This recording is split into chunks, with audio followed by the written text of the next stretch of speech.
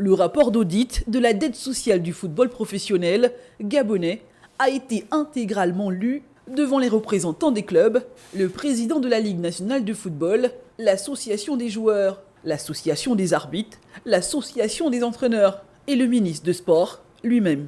La totalité des montants des dettes déclarées s'est élevée à 1 782 millions de francs CFA.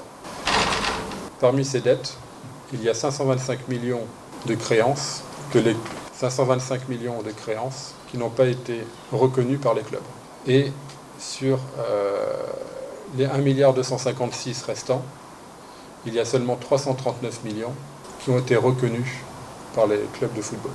8 sections ont fait l'objet d'un travail d'analyse et d'évaluation par un cabinet d'expertise.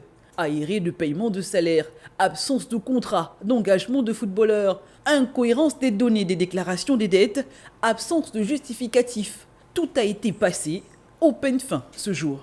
Nous avons, il y a quelques années, payé, grâce à la Fédération gabonaise de football, 250 millions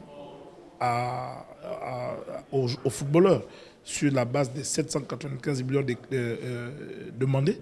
On a commencé à faire des paiements. Je pense qu'il faut aller sur cette base, récupérer l'ensemble des documents qui ont servi au paiement de ces deux tranches-là et puis continuer comme ça jusqu'au niveau où l'État également va dire moi je ne peux donner qu'à ce niveau. En somme, il était surtout question ici de lever le flou par un travail d'évaluation sur l'ensemble de la dette des clubs envers les joueurs, mais aussi de mettre chaque partie prenante face à ses responsabilités. C'est un épineux dossier vieux de 6 ans que le ministre du Sport a tenu à ressortir pour tenter de clore définitivement la question du management du football gabonais.